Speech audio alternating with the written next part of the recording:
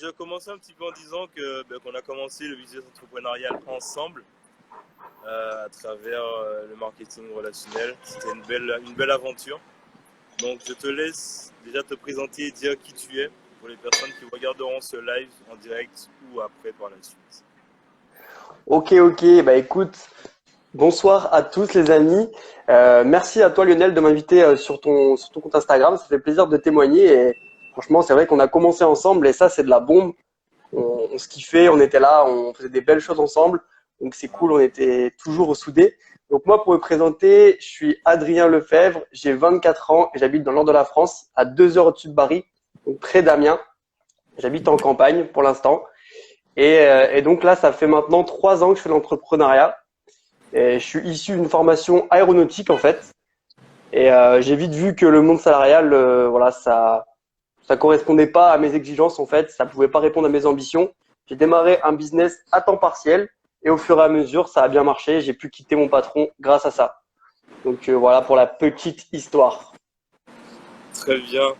Et donc, comme tu disais, donc tu as démarré ton business pendant tes études, c'est bien ça? Donc Ouais, déjà, c'est quelque exactement. chose de fort. Et on va parler de tout ça finalement, puisque ça fait partie du parcours et de peut-être l'avantage d'avoir peut-être beaucoup de choses finalement pour s'en sortir. En tout cas, à partir du moment où tu es suffisamment déterminé par ce que tu fais, tu sais où tu vas, tu réussis et tu es une preuve finalement que la réussite se construit en fait. Donc, Ouais, je te ouais, laisse. complètement. Vas-y, vas-y.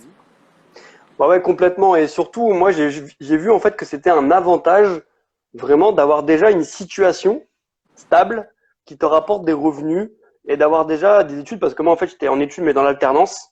Donc, j'avais des revenus stables. J'avais pas besoin, en fait, c'était pas vraiment nécessaire. C'était vraiment du plus que je faisais. Et mes journées étaient déjà occupées. Donc, j'avais mon travail, j'avais les études et j'avais le sport. Et le fait que mes journées soient bien remplies, lorsque je mettais du temps sur mon business, eh ben, c'était vraiment ultra productif. Alors que quand j'ai arrêté le salariat, c'était pas pareil. Parce que là, on a toutes les journées pour nous tout seuls et on doit gérer un petit peu ça. Et pour être productif, c'est pas la même histoire. Donc, il faut s'adapter un petit peu. Voilà. Et donc là, tout est une question de façon d'organisation. Et le premier point sur lequel que je voulais aborder avec toi dans ce live, c'est ton parcours en fait. Parce que initialement, tu n'étais pas du tout destiné à peut-être devenir entrepreneur de base et réussir dans l'entrepreneuriat finalement. Donc, qu'est-ce qui s'est passé dans ton processus de vie et dans cette période où tu as réussi tes études et côté l'entrepreneuriat? Alors, pour résumer un petit peu, déjà, moi, je suis parti en lycée général. Donc, j'ai fait seconde générale et première générale. Sauf que là, ça s'est très mal passé. J'ai pas su, en fait, gérer la liberté qui m'était accordée. Donc là, gros échec scolaire, on va dire. Voilà, je m'en foutais un petit peu de l'école et tout ça. C'était vraiment mon dernier des soucis. D'ailleurs, on a un petit peu une histoire commune par rapport à ça. Et du coup, après, j'ai complètement, au bout de la première, j'ai complètement changé en fait de voie. Je suis parti en voie professionnelle. J'ai commencé un CAP chaudronnier. Et donc là, j'ai commencé à travailler de mes mains avec un environnement beaucoup plus sain, beaucoup plus restrictif au niveau des libertés. Et j'étais beaucoup plus encadré en fait. Donc là, ça m'a plu. J'ai fait CAP. Ensuite, j'ai fait un bac pro aéronautique. Et ensuite, je suis parti en BTS. Et en fait, le fait de m'avoir mis dans un moule comme ça m'a vraiment apporté du sérieux et ça m'a remis en fait dans le droit chemin. Et en fait, c'est au bout d'un moment, j'ai dit stop. Si je fais tout le temps ça toute ma vie, ça peut pas aller. J'ai dit au bout d'un moment, voilà, c'est un petit peu, tu sais, quand t'as une épine dans le pied là, et ben au bout d'un moment, ça fait mal quand tu la retires, mais il faut la retirer parce que je me suis dit, je vais pas avancer là. Si je continue comme ça, Adrien, là, tu commences à vieillir, il faut prendre des responsabilités, il faut faire des choses. Et donc là, je suis parti bien. Donc j'ai fait CAP, bac pro, BTS. Ça m'a plu, ça m'a remis dans le droit chemin. Mais je voyais que c'était pas non plus ce qui me passionnait à la mort, quoi. J'ai fait ça parce que c'était bien, ça faisait plaisir aussi à mes parents, etc. Et en parallèle, du coup, je démarre l'entrepreneuriat. Et ce qui m'a, je pense, sauvé entre guillemets, c'est parce que je m'étais intéressé au sport. Donc voilà, passionné à l'époque enfin toujours maintenant, de sport et nutrition. Et du coup, ça m'a apporté une bonne discipline aussi. En fait, je me suis rendu compte que si je voulais avoir des résultats, si je voulais avoir un physique dont j'avais envie, il fallait que je mange correctement, que je boive un petit peu moins d'alcool, que je fasse un peu plus attention à mon hygiène de vie, que j'ai une bonne discipline en fait. Et ça m'a vraiment remis dans le droit chemin. Et c'est ce qui m'a également ouvert les portes de l'entrepreneuriat parce qu'à l'époque, je voulais devenir coach sportif. J'avais vraiment en tête de faire ça. Et en fait, on m'a envoyé un message sur Instagram pour participer à un projet qui permettait aux gens de se remettre en forme. D'ailleurs, le premier projet que tu as fait également. Et du coup, c'est ça qui m'a vraiment ouvert les portes de l'entrepreneuriat. C'est comme ça que j'ai découvert un petit peu le business. Après, j'ai découvert que mon frère Romain était aussi dans ce même genre de business sans le savoir. Donc, c'était assez ouf. Et puis après, de fil en aiguille, voilà, je me suis vraiment pris là-dedans. Ça a vraiment été pour moi voilà, une passion par rapport justement à ce que j'avais vécu. Je savais ce que c'était la fête, tout ça, machin, et je voulais plus ça, et je voulais vraiment m'en sortir. Et je voulais pas ressembler aux personnes que je voyais, tu vois, qui se plaignaient de leur situation, etc. Je voulais vraiment m'élever au-dessus de ça. Ouais. Et donc, ça veut dire que durant ton parcours, tu as...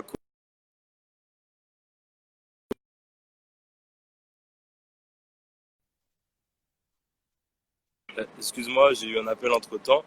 Donc, je disais que pendant ton parcours, en fait, où tu as eu toute cette période, tu as eu une vraie prise de conscience finalement qui t'a amené dans l'entrepreneuriat parce que, en fait, il y a la prise de conscience après ces échecs que tu as connus qui t'a amené vers ce chemin. Et aujourd'hui, justement, quelles sont les vertus, puisque c'est l'objet du live, qu'est-ce que ça t'a apporté de ce parcours où tu as subi ces moments peut-être de galère, de doute, etc. Qu'est-ce que ça t'a apporté et comment ça t'a forgé aujourd'hui? Ouais, bah c'est clair. En fait, je tiens toute ma force de là. Honnêtement, si j'avais eu un parcours nickel, etc., sérieux, si j'avais réussi mes études avec brio, je pense pas que j'en serais là aujourd'hui. Et en fait, je dirais que pour savoir ce qu'on veut, il faut savoir ce qu'on veut pas.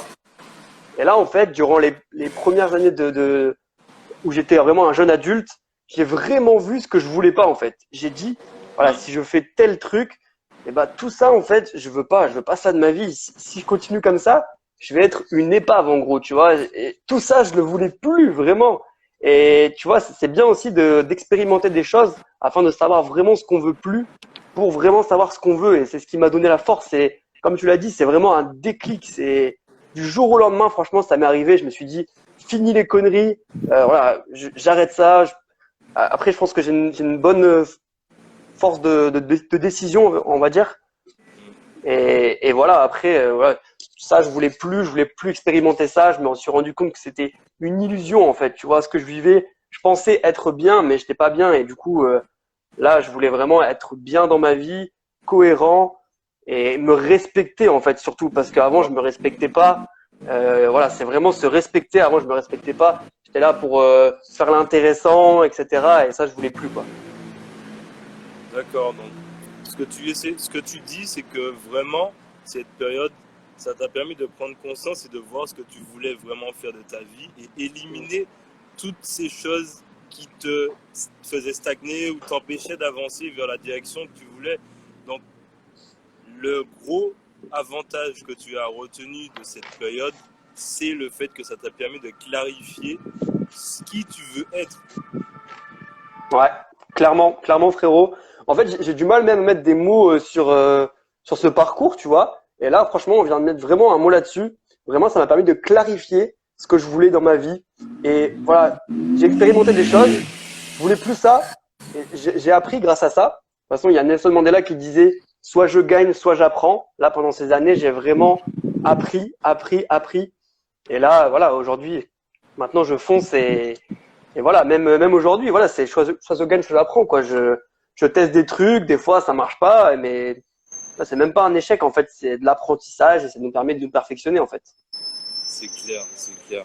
Et c'est justement ça, c'est que tout ce on voit un peu comme des échecs ou des revers ou autres, ça fait juste partie du processus de la réussite. Donc en soi, si tu n'avais pas connu tout ça auparavant, tu n'aurais pas la réussite que tu as aujourd'hui, celle que tu auras demain. Donc c'est très bien comme ça, finalement. Ouais, c'est clair. Eh ben, écoute, il y a un parallèle aussi que j'aime bien. Donc maintenant, je suis un peu dans le monde du trading, des affaires, des finances, etc.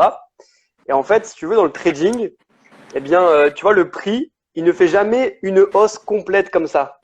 Ah, En fait, il fait une hausse et après, il vient faire une correction, ce qu'on appelle. C'est-à-dire qu'il redescend prendre de la force et hop, il va remonter, tu vois. C'est un petit peu assuré, mais c'est toujours en montée. Bah, pour moi, l'entrepreneuriat, la vie, c'est tout le temps ça. On monte, boum, on redescend un petit peu et on remonte, on redescend, on remonte. Mais il y a quand même une expansion, tu vois. On tend toujours vers le plus, vers la croissance, mais il y a forcément des pics où ça va moins bien, où il y a des choses qui marchent pas. Et les échecs, franchement, c'est même pas des échecs, en fait, c'est de l'apprentissage, on expérimente. De toute façon, on n'a rien à perdre. On est là, on teste des d'accord. choses, on est jeune, nous, on fait nos trucs. Et voilà, franchement, faut être ouvert. En fait, je pense, aujourd'hui, en 2020, si t'es pas ouvert, t'es mort, quoi. Rentre chez toi. Et parce qu'en fait, t'ouvres ton esprit et vas-y, fais un business. T'as envie de faire ça, fais-le. T'investis quelques centaines d'euros. Maintenant, tu peux démarrer des business comme ça. Tu testes, tu vois, ça marche, c'est bien. T'as appris, tu vois, t'as testé. Peut-être que c'est des choses que t'aurais pas soupçonnées et qui vont être bien pour toi, tu vois. C'est clair. De toute façon, c'est tester, voir ce qu'il en est. Quand on connaît pas quelque chose, être suffisamment ouvert d'esprit, comme tu viens de le dire, et tenter l'aventure, tenter l'expérience, et voir si ça nous plaît, si ça nous plaît pas. De toute façon, on peut pas se dire dès le départ qu'un truc va pas nous plaire si on n'a pas testé. C'est À clair, mort. c'est clair. C'est comme la bouffe. Une petite... c'est clair. J'ai une petite question par rapport à ça pour aborder ensuite le reste du live. Est-ce que tu as un regret par rapport à tout ce que tu as vécu? Non, franchement, aucun regret, rien du tout. Je te dis, tout ce que j'ai vécu, ça m'a forgé actuellement et j'ai kiffé et voilà, franchement, aucun regret, rien du tout. J'aurais fait la même chose, vraiment. Ok, très bien, très bien, Adrien. Euh, Par rapport à l'inspiration, il y a des personnes qui sont dans ta situation de l'époque, ou même toi, en fait. Là maintenant, ce que je voudrais qu'on fasse, c'est que tu puisses dire quelque chose aux personnes qui sont dans ta situation de l'époque, ou qu'est-ce que tu dirais, toi, au Adrien d'avant, pour lui faire comprendre qu'il est sur le bon chemin d'avoir différemment, il y a des prises de conscience à prendre en compte, etc.